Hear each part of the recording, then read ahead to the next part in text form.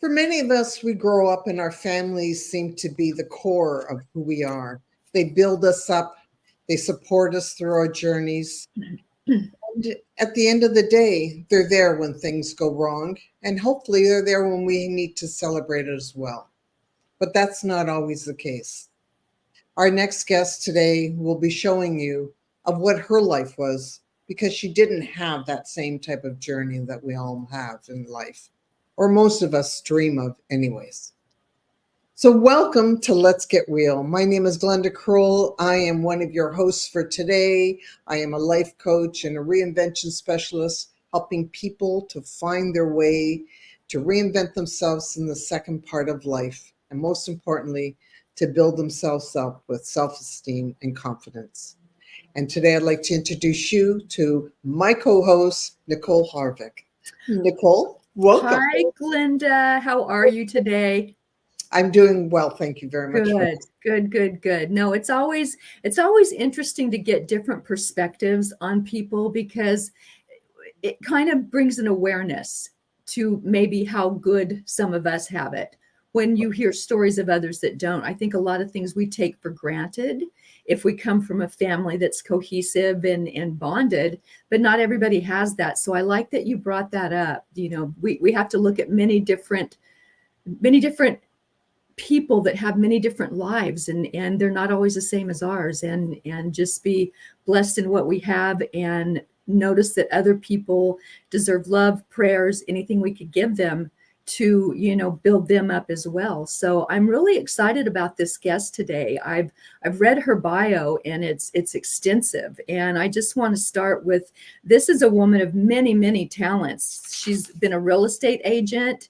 She's a certified coach, and she guides young women, professionals, and young adults to unlock their potential and chart their own paths to success, which I really love that because we're all individuals and we all have different ways of doing things. And sometimes when we get stuck in maybe that corporate position, they're not aware of that, how different we are and can be, but yet we can still bring value to everything they have. She is also an author of a best-selling book on Amazon, and it's Break Loose and Fly. And I absolutely love that title. So I would like to welcome today Kirsten Decook to our stage, Glenda. Hello, Kirsten. Thank you so much for joining us today on Let's Get Real. How are you doing today? I'm fabulous. Thanks so much for having me. Oh, we're really pleased and blessed to have you here today and to, share your story so that, like we always believe that stories can be really something that can hit somebody else to realize whether how lucky they are or how they can get up from, where they have been knocked down. And that's the reason why we come here each week, so that we can share other people's stories and maybe somebody else can feel if they could do it, so can you, so can we. So let's start with, how, your childhood. It all started there, it seems. Yes, it started there. So I grew up behind what we call the Iron Curtain in Russian-occupied East Germany, back then when the wall was still up. And life was difficult to begin with because we were all living in a country that was controlled by government, where we couldn't say or do anything that wasn't approved by them. And life was marked by scarcity of even the simplest things. So life was already tough to begin with. And for me, it was even harder because for my family, because my father abandoned us, as my sister, mom, and I, when I wasn't even a year old. Mm-hmm. Now, I was still very young, and I'm blessed. I always call it that God gave me elephant skin. So I've kind of learned early on to walk through tough terrain. But my sister, she is made out of porcelain. And so it crushed her emotional. She was 3 when my father left us, and it crushed her emotional, which had a trickle effect down on her children, and it affected our entire family because there was just mess all the time. So my sister was a mess. She's better these days, still not 100% stable, but much better today. But her children, you know, when she raised them, it had a huge effect on them, and I'm their auntie.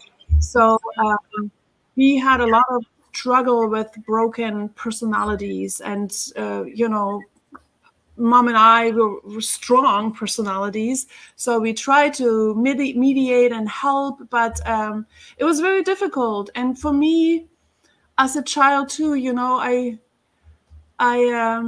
often wished I had a dad who would be there for me. And you know, I went to the playground and saw other parents and dads throwing up their little girls in the air, and I had none of this. And you know, when you grew up without a father, my mom, she did her best. She really, really did. She tried and literally poured her heart and everything into us. And so I cannot say I didn't have support from her side, totally. And Mom and I, we have a great, great relationship. But not having that father figure was really challenging, especially in times, you know, when,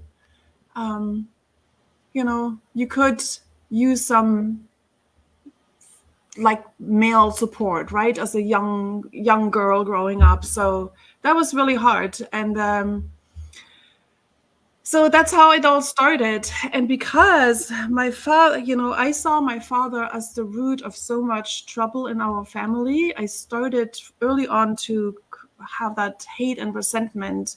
You know, I wished I would have a dad, and then I kind of started hating the person that was supposed to be my dad, because he wasn't there for me. He wasn't there for my sister, who had so much, you know, it affected her so badly. It affected her children, and affected my mom, because she had to work so much harder to raise us. It was so hard for her.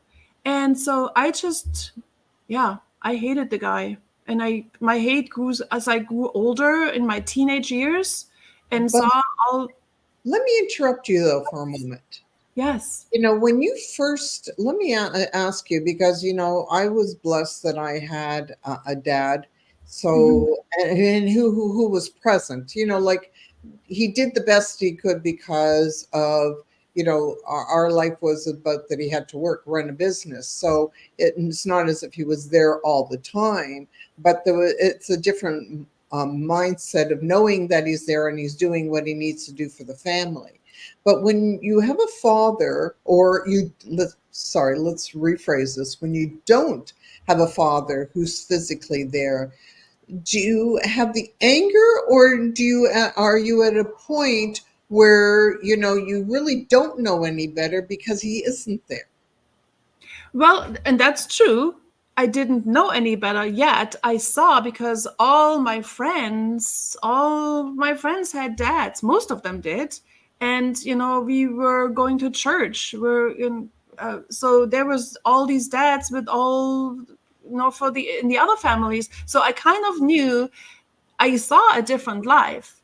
And I mean, to the point, Glenda, where when I was smaller, literally, I would go, because our life was happening in church for the most part, I would go to other males and say, do you want to be my dad? And my mom was saying, honey, you just can't go and ask around who wants to be your dad. You don't do that.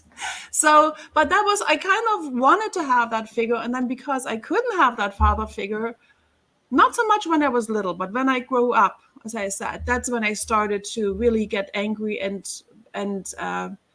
especially when I saw the struggle my sister had. And that's when it all started for me to be really, you know, it's like, if I ever meet him ever in my life, I'm going to give him a speech. And people knew it. My family, everybody knew, because he was still living in the same city.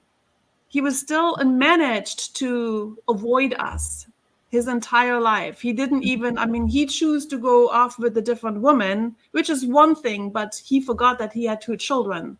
So he could have, you know, while he got divorced from my mom, he could have still kept a relationship with us, right? And cared for us in some manner, maybe every other weekend or whatever. You know how it happens when you get divorced. But in Parents- But in those years, people didn't go off and doing the divorce things. Like, it wasn't as prevalent, and especially in where you were growing up. Like, I don't know, but I know that when I was growing up, and I feel that age-wise, we're probably pretty close, where divorce wasn't as common as it is today. And that you didn't, when when a man left, mostly he left his relationship. Kids didn't go one weekend to mom's and one weekend to dad's. Those things weren't prevalent in those days. Well, I mean, for me, it was, I'm thinking about this today, but back in the day, yes, you're right. I mean, we were in church and so yeah, it didn't happen. But, so the other thing, Glenda, what I was going to say is that the reason why it's not just affected my mom and my sister. So what I forgot to mention is that my grandpa used to be a pastor. And my grandma, so this is the tragedy of the whole story. So my parents had a bakery. And because my mother now with the two children, she worked so hard that grandma came to help in the bakery. And then she says at one point, well, we have to go and get some additional help. So she hired the help that my father ran off with.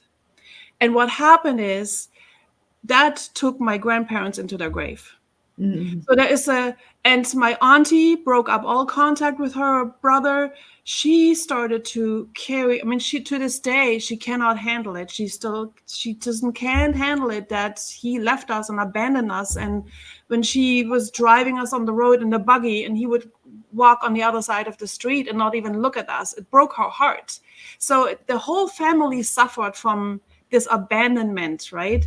Yeah. And so that's why when I saw all these people suffering, my grandparents, my aunt, my uncle, and my other aunt, and everybody, it was just like, I was the person in the family who hated my father the most. And I have a question for you, because you said you were 1 and 3 when he left, and that's very, very young, and that's usually too young to have like a lot of memories. So when you talk about the hate, would you say you were picking that up from other family members?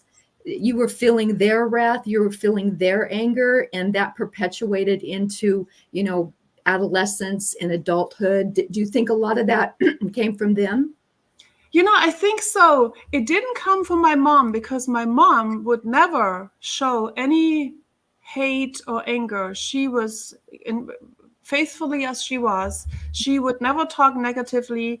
If we ever bring up the subject, she would just be very neutral. But I could see, my auntie and my uncle and my grandparents suffering. And I don't know necessarily, my grandpa was a pastor, so I don't necessarily saw hate there, but I saw the suffering, and the suffering created hate in me over the years. Not when I was little, but when I started to be able to more, so in my teenage years, in my early 20s. Yeah. I see. And did you still have a relationship with your father's side of the family? That's the point. See, my mom's side, everybody was gone through the war and whatnot. So I only had the family I have today is all on my father's side, and they all pulled together. Every single one of them pulled together to help my mom raise the two of us. And so, yes, it's pretty amazing. And I have today the most amazing relationship with my auntie and uncles yet to this day. Nice. That's wonderful. So how did you, so you become an angry young adult, and it's, it's a very hard thing to, when you see other people have, like, it's never mind the toys and all the rest, but you're seeing somebody actually having a relationship with the father figure, and you get to this point now. How do you, at what point did you realize that you had to do something about this, or because that energy, I'm sure, is dragging you down, because negative energy like that can't do anything but drag you down? Yeah, very good question. throughout my life, and it's in my book, I have encountered a whole bunch of challenges, social, emotional, personal, economic, all these challenges. And as I said, luckily God gave me the skin of an elephant, so I know how to plow my way through it. But as I grew older and as I started to, really, I think life is so precious. We only get to live once. And my values today have to they're different than what they were in the past. Today, I want to live an amazing life, achieve my goals, thrive and be happy. And I want to help others to do the same. So you cannot be a leader if you don't walk the talk, right? And if you don't live by example.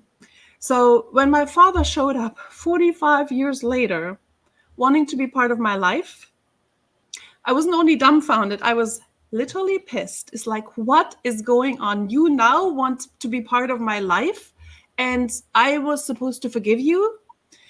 So the reason why I had to work with this and find a way to master forgiveness, when I never in my life, in my earlier years, I thought I never forgive him. I will never, I hate the guy. I will never see him in my life. And if I ever see him, I'll give him the speech, right?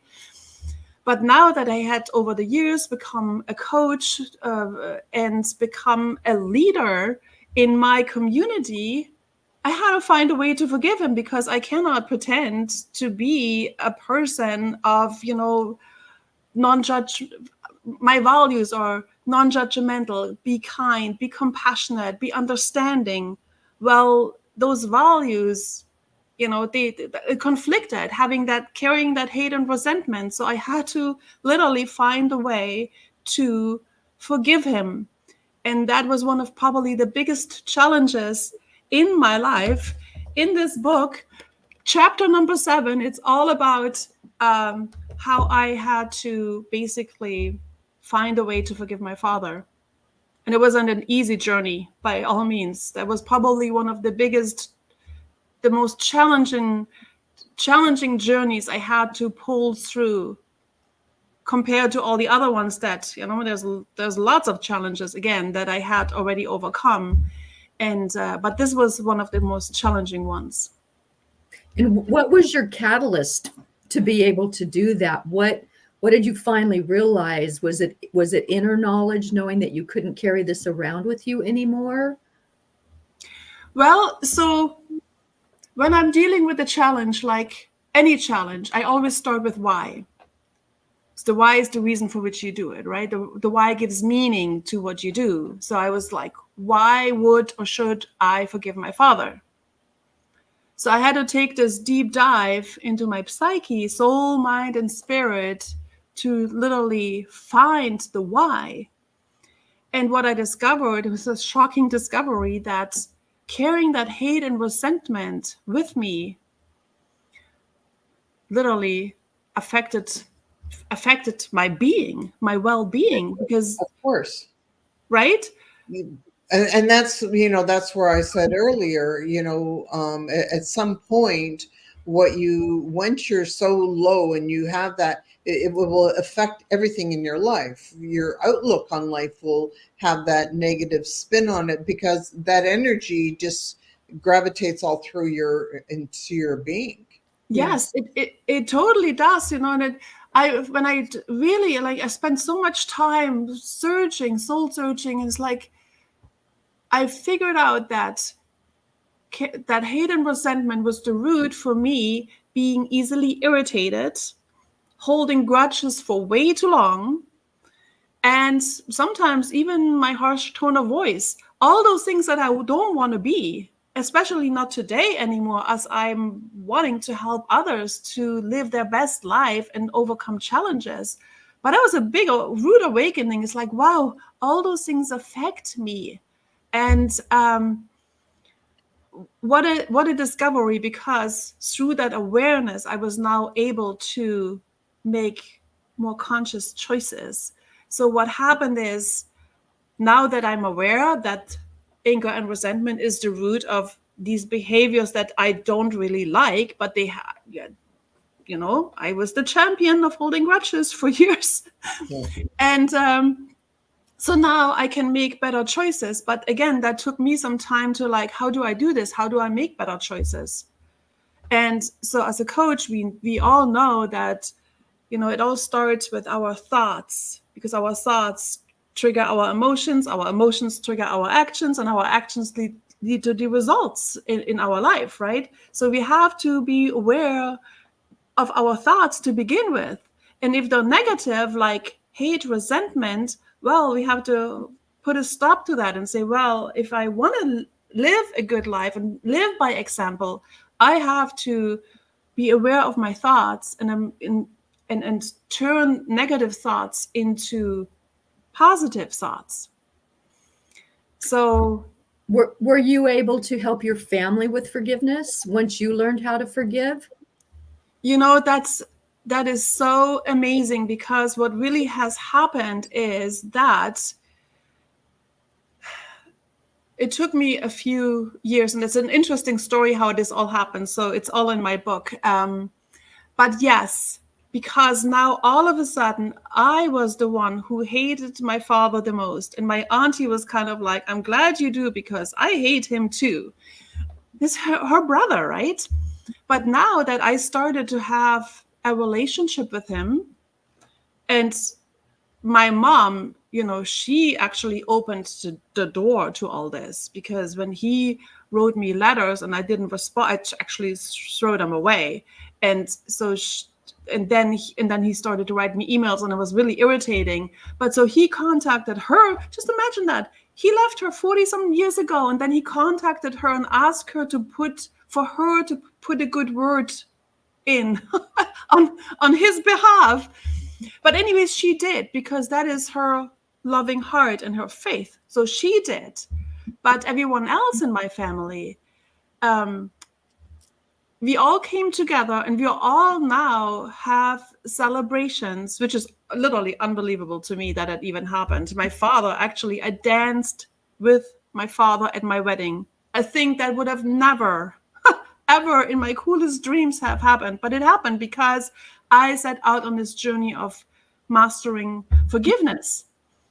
And so yeah, it brought our family together, and my auntie especially. So she's still struggling with it, but she's trying. And before, she never tried. Yeah. And some people, you know, in practicing forgiveness, you can forgive someone, but never have to see them again or speak to them again. So what made you want to reach out and create a new relationship with him?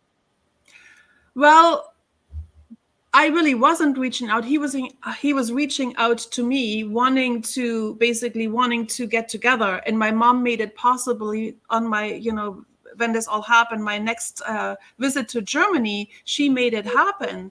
And of course, so we met at her house, actually. He made the way up there and to meet.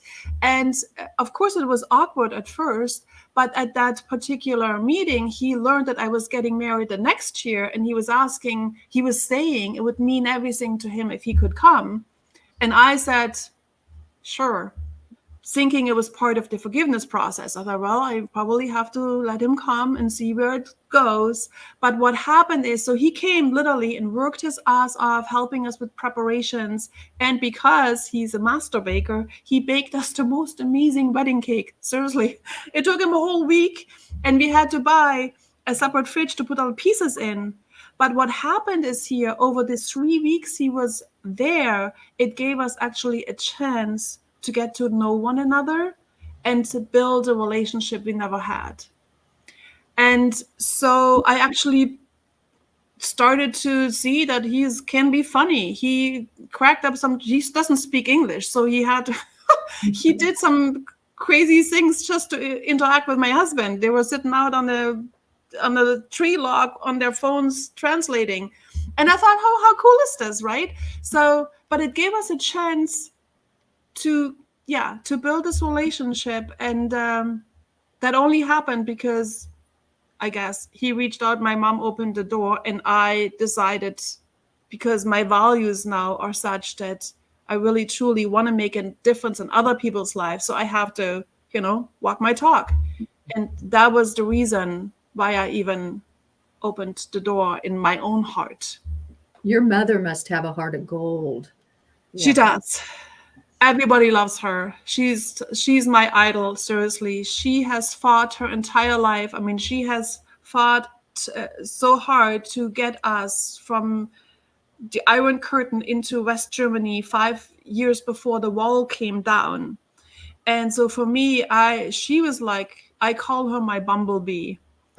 Because, you know, as we know, the bumblebee is not supposed to fly because of her wings are just very little compared to her body, but she is not aware of it, and she flies anyways. So the lessons of the bumblebee literally captures the story of my life and my mom's. And so, yeah, I'm very grateful that I had her, even though I didn't have a dad, but I had her, and she was an amazing mother and still is. I'm so grateful that I still have her in my life. Wow. So what was probably one of the greatest lessons that you learned through this time period as you began a relationship and saw a different person than what you obviously had imagined? Yes, I learned a lot. I learned that just by being open to exploring possibilities instead of sitting with roadblocks, what I had done for 45 years, seeing possibilities or being open to possibilities, they are actually showing up. It has changed me in the way I am today because I'm so much more intentional about my own life. I'm way less harsh. I don't hold grudges anymore. I mean, barely. I mean, maybe not perfect, but I'm so much more aware and so much more intentional with my thoughts and actions, and especially the behaviors that were caused through that anger and resentment. And I noticed that because I was open to making a change in my own heart, it opened the door to have community and relationships with people that I never thought was possible. I mean, it's literally amazing when I go to Germany, like in 2 weeks, my mom, listen to this, my mom and my dad both together are gonna come to visit us in Florida. Wow. And because my dad doesn't want to come alone because he doesn't speak any English. So my mother is his, I don't know, Lovely. his comfort or whatever. And so she is willing to do this just to nurture these relationships that we never had in our life. So she's all for it. And I mean, she deserves a medal, in my opinion, for all that. Well, she deserves a medal, but let's go a step further. It's really shows you the love that a mother can have, because I look at it in a different way, as what a mother feels, what her child needs. Not all mothers are this way, or parents, but to be stepping aside of your own emotional feelings and knowing that your child needs to have, like I used to say to my children, because I had a spouse who really wasn't there for myself or my kids. And I used to say to my kids that some type of a relationship is better than no relationship at all. And, when a mother has that love for her child, or a father has a love for his children, whichever way it goes, knowing that a relationship would actually be good for you and to get through that time, because the only thing that, having the anger and the hatred and all the rest of it, it only hardens ourselves and it takes away from us in our lives, right? So to have that ability that she did to step aside of her own emotions and doing that because of her love for you or her children. Yeah, that's a good point, Glenda. That's, and you and I have talked about this. When our children hurt, we hurt. Yes. And very, very true. There's nothing that hurts me more in my life is if I see my children hurt. And, and a lot of parents, unfortunately not enough, but, we need to find our own happiness within ourselves, obviously.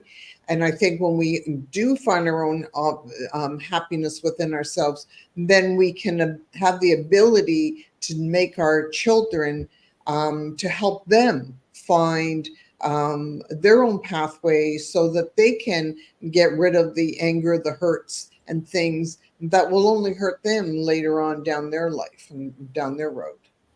Yes, so I'm very grateful that my mother literally opened doors here, and it also has, I think the biggest effect it had on my sister, because my sister, the one reason why my hate grew further and further, especially in my 20s, is because my sister, I don't know how it happened, but she ran into my father in her 20s on the street somewhere. I don't know how it happened, to be honest, but she came home and she was the most excited. She was like, oh my God, I met Dad. She called him Dad. I know.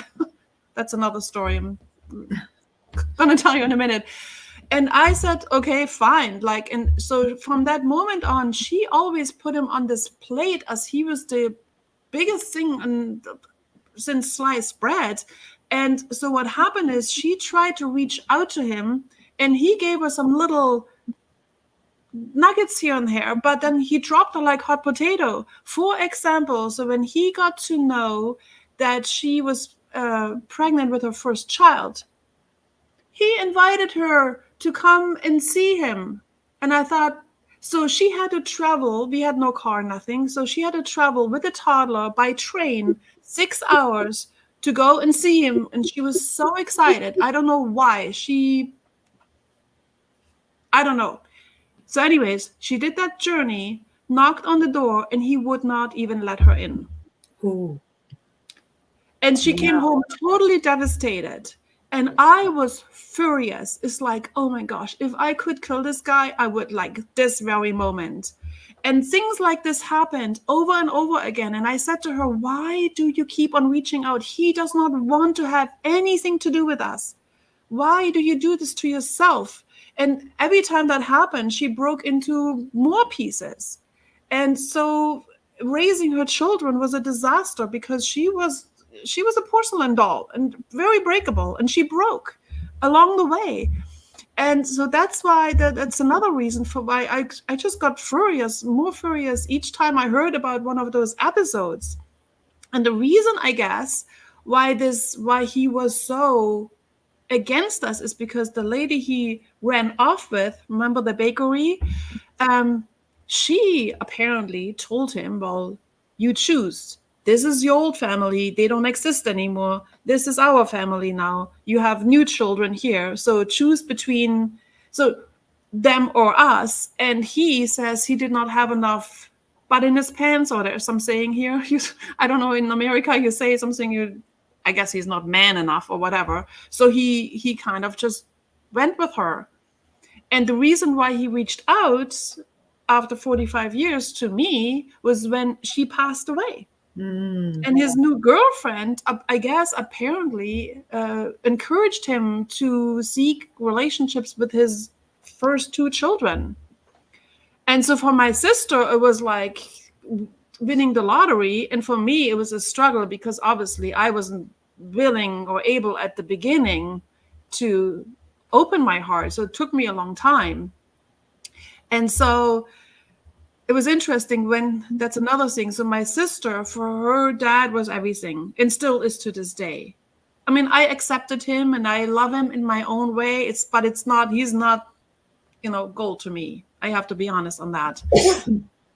So when he came into my world, when he came to our wedding, I said, okay, well, how can I do this? Because I cannot call him Dad, and I cannot call him by his first name, because that reminds me of the past, and I just can't do it. So what do I do?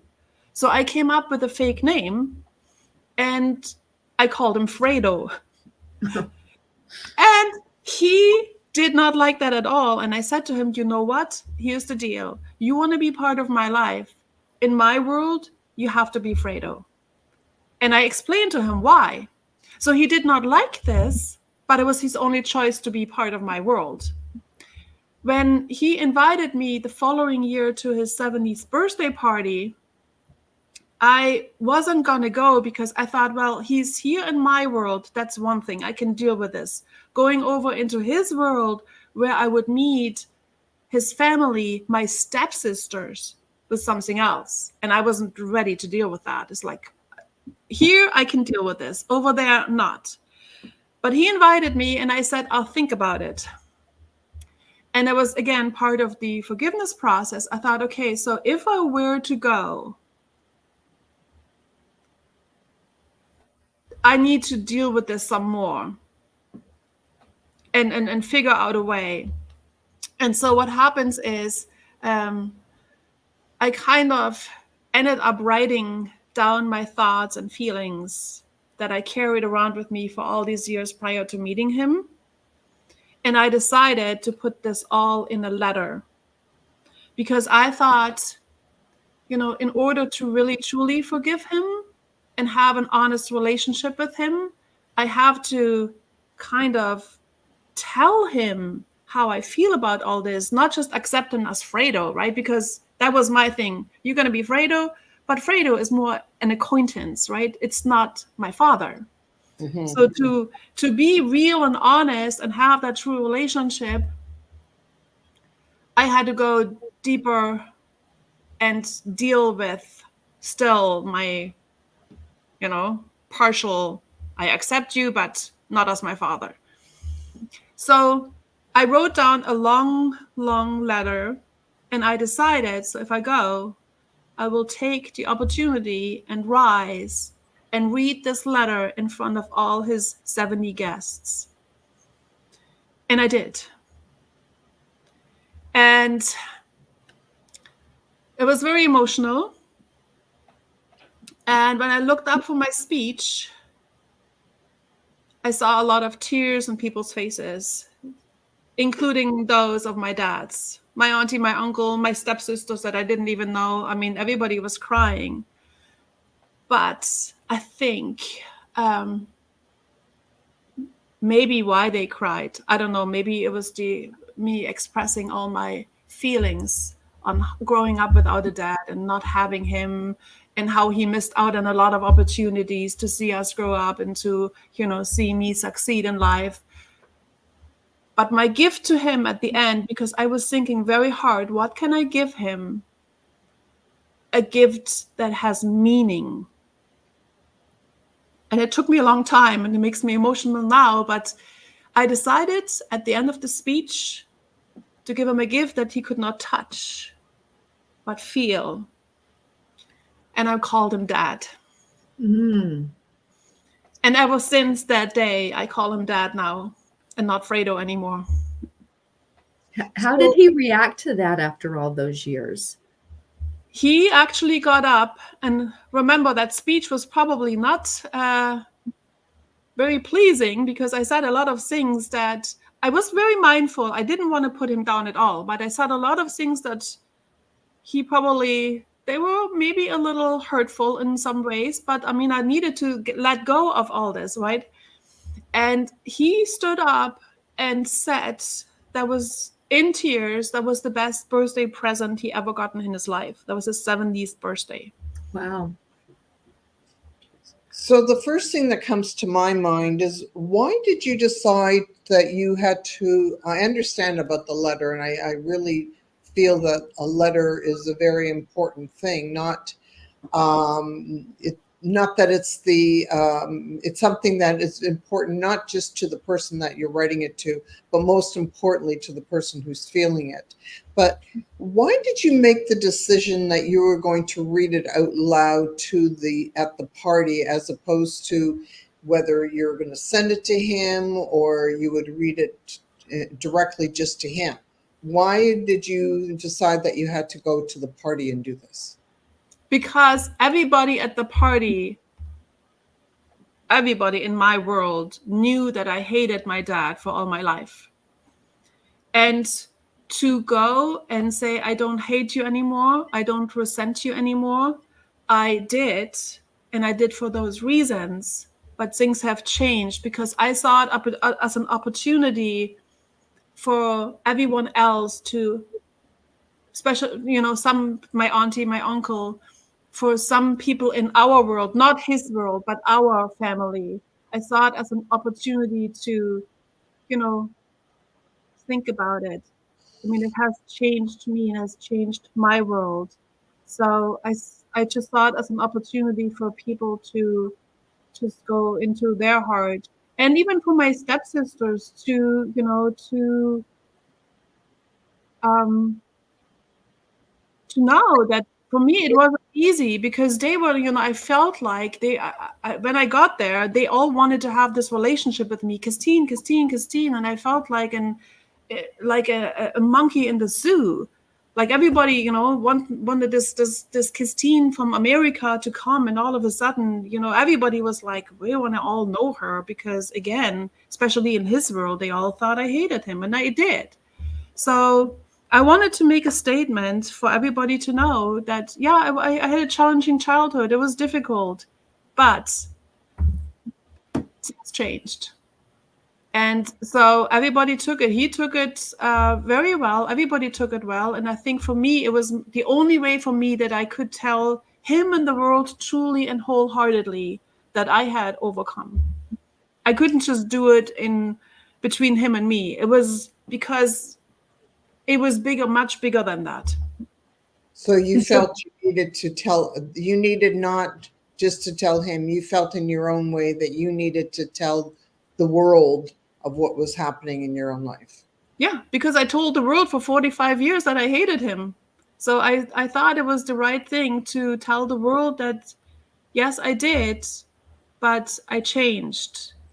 And we all can change if we truly want to, if we make intentional choices to move away from what I just mentioned, So do you consider the letter part of your method to forgiving him? Yes, definitely. Because it took me months of self-discovery and months of letting my ego subside. So yes, it took, I don't know how many months I wrote this letter. I had a whole year. And yeah, it was a big way of self-discovery, but then also to let go. It was a combination for me. It was the only way it could happen for me. And for me to also not just see him as an acquaintance, but go to that next step and truly accept him as my father. And now, how has that changed your life? It has, because it has changed me and the way I am today. I'm so much more intentional with my thoughts. I'm intentional with, my values truly. I mean,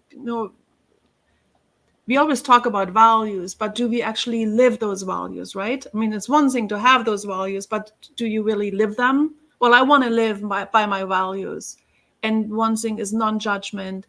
It's acceptance, it's compassion, it's kindness, it's understanding. And so for me, I'm so much more able to live by my values today after going through this whole self-discovery process.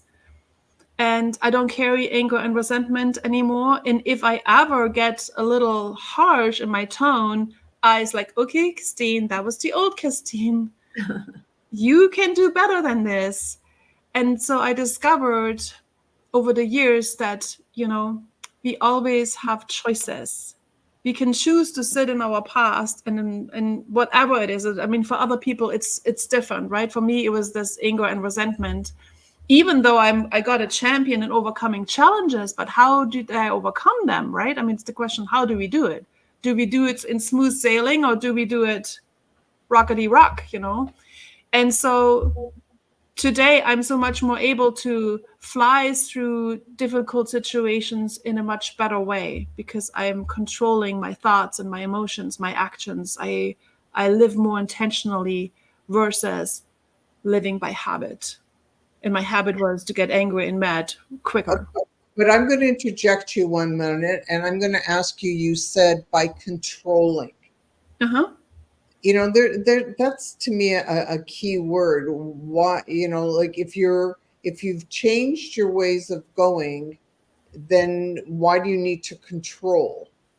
Is you know, controlling as opposed to being able to, as you say, to fly and to let it go, to be able to live, means that you don't really need to control.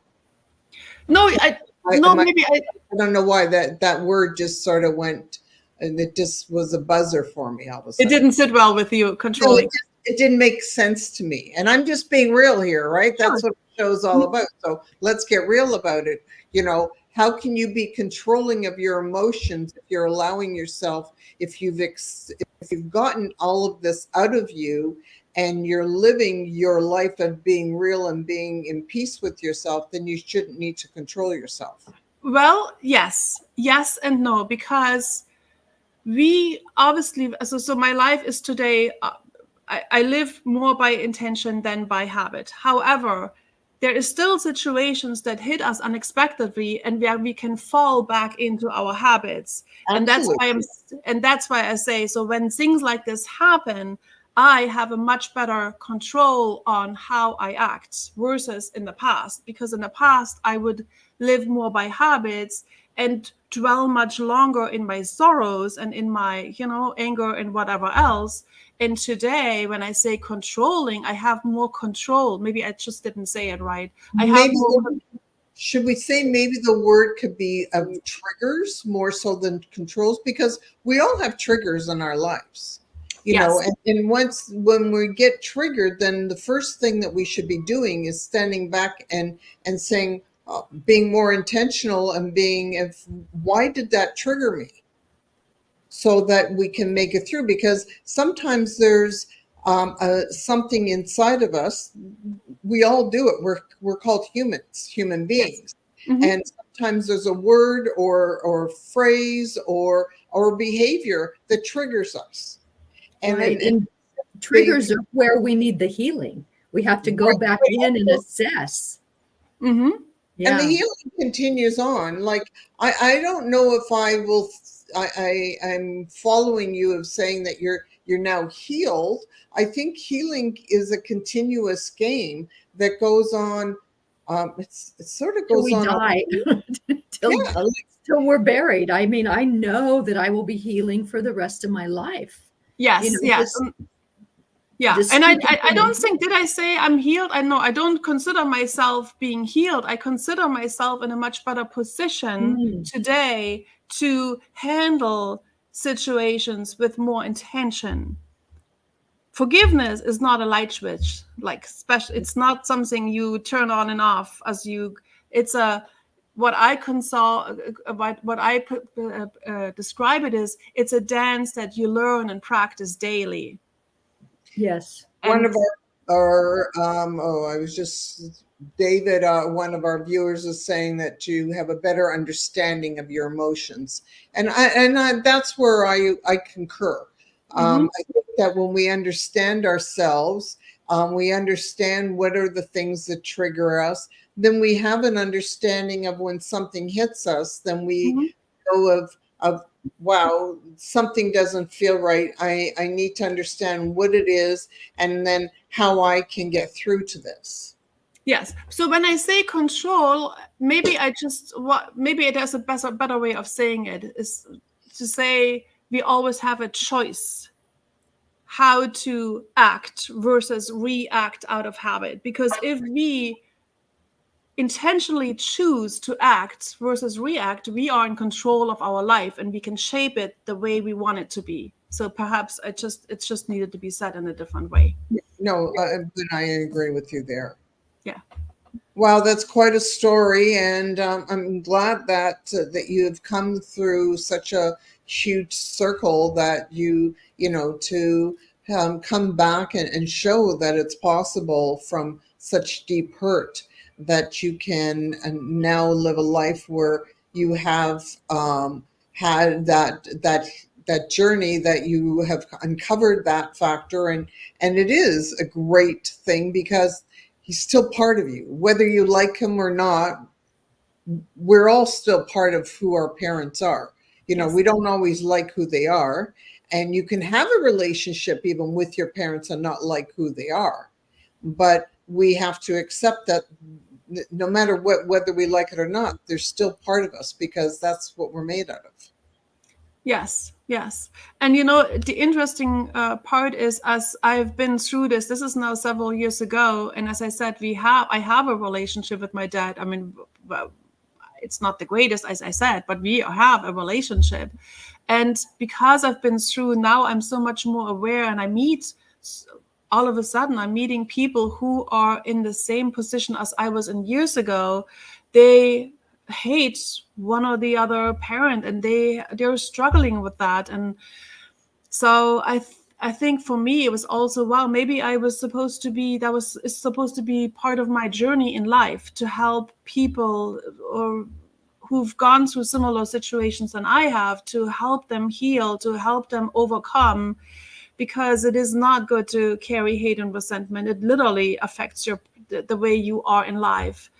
And just our speaker, our viewers here, Heidi says that we're all on a journey for sure. You know, that's really what life is about, right? Is that journey that we're all going through. Yes, yes. And I love the fact that, yeah, I believe too that when we have these obstacles that have been thrown upon us, maybe it is so that we can help others. Yes. I love that. Yeah. So now that you are moving forward and you're teaching others, you know, what is the step that you tell people or guide them through to heal themselves through their own journeys of hurt? So I always say, you know, like, even though we can't control the music life, you know, plays for us, but we can choose how we dance to it. And helping them to choose and make choices. And that takes, you know, that can take time to, because it is a part of self-discovery. So we have to go first and find out how is this affecting you? You know, how is this affecting you in your life? And then are you happy with that? Because I mean, I never really deeply thought that this hate and resentment affected me, but it did. And once I realized it, I was like, this is not how I want to be. Oh my gosh, no, this is not how I want to be. But now I realize, you know, yeah, sure. I mean, me being so short sometimes, or too holding grudges for way too long, so it has affected me, and it made me want to change. And so now helping others to go through this process of, you have a choice, you can choose and make a decision as to where you want to go. So helping people to, you know, choose between, you want to be a victim or you want to be a winner. You can. It's not easy. I'm not saying nothing is easy. Overcoming challenges is definitely not easy, but it's possible. So how can we support one another in finding possibilities rather than dwelling on obstacles? I love that. And that's really what I think what we need more in this world, of looking at ways of possibly helping each other to come together to rectify, so we can all live in a much happier society. And it's got to start with each one of us. Yes, and by sharing our own stories, which shows, I mean, there's so many others out there who can maybe find themselves in our stories, and maybe they're not there yet, as we are a step ahead of things because we've overcome. So by sharing our stories and by sharing the ways we've overcome, and that's part of what I wrote in this book, is because there's 10 different challenges that I mean, some of the major ones in my life, a business failure, and I mean, you know, a lot of different things, divorce, narcissistic relationship. There's a lot of things in there that the reason why I shared them is because to let others know they're not alone. and for others to know, well, this is what helped me, this is what I did, and how I overcome. And perhaps there's some bits and pieces in there for you to pick that can help you to overcome. So that's what's in this book. It's my stories, it's tools that have helped me, and that can help the person reading the book who may experience one or those similar challenges that I have experienced in my life. Beautiful. Well, I hate to say this, but we're coming to the end of our hour, and time goes always by too fast. But I want to thank you for sharing with us this story and how important it is to go through things. And listen, it's our own lives and it's our own ventures, and what works for us maybe not work for somebody else, but it's being open-minded to try something and knowing that if something is affecting you, then you've got to explore the different avenues. So could you give people that are watching maybe some of a golden nugget that you learned through all this that somebody else might want to add to their life that would help them? My biggest golden nugget is, because I truly believe life is precious and we only get to live once, my biggest nugget is to find gratitude every single day. And because gratitude can also change your heart, and find gratitude even for the littlest things there are, and celebrate small wins. That is also something that I practice. Gratitude, celebrate small wins, and taking one step in front of the other. There's always I always think, what is the tiniest little steps right now that I can take? And that's maybe just reaching out to someone for help. Maybe that's listening to music or to a podcast, or just going for a walk. What is something in the moment of despair, or in the moment of where you don't feel good? What can you do in that very moment that can help you to feel a little better? I love that. So these are like just tiny little steps, I guess, that little tricks and tips that I use for my own sake when I'm, sometimes down or in a difficult situation. Perfect. Nicole, what would you like to share with us today about what we've just been through, heard, and through Christian's story? How would you like to end this today? Well, one of the things that I just absolutely am in love with is forgiveness, and I have been for quite some time. I didn't know what it was until I started learning about it through my situation with my ex. And I think if people understand that forgiveness is for them to release them, they're going to see it different. Instead of being earned, you shouldn't have to earn forgiveness, because when I forgave my ex, it didn't release him. He's still that same person, but it released me from him without having any of those negative emotions. There's no hate. There's no anger. I don't want that in my body. I don't want that. That will make me physically sick. He can go on doing what he's doing. He has to deal with that. But this has changed my life in a manner of, I have released him. I have released those emotions, and I'm free to walk my path of emotional freedom. And that's really what life is all about, is finding that beautiful path that you can walk down again after you've gone through so much pain and hurt. And that for me was forgiveness. Beautiful. Yeah, I so agree with that, Nicole. I so agree with that. Yeah, it was miraculous for me. Yeah. So for everybody watching today, I want to thank you for listening and thinking back that, about forgiveness in relationships, forgiveness, how it holds you hostage if you don't forgive, if you hold on to it. And, let's go a little step further. When you find that you've been hurt by somebody bad, I don't believe that we have to sit there and tear our own selves apart, because whether you think so or not, if you haven't released that energy, it's still there. It's still cropping up. It's still going to trigger you. There's all these things that will still happen. Take that terrible time that happened in your life and use it to the best thing. Go out and teach somebody. Become involved with a big brother or a big sister organization and help other kids that are going through this time.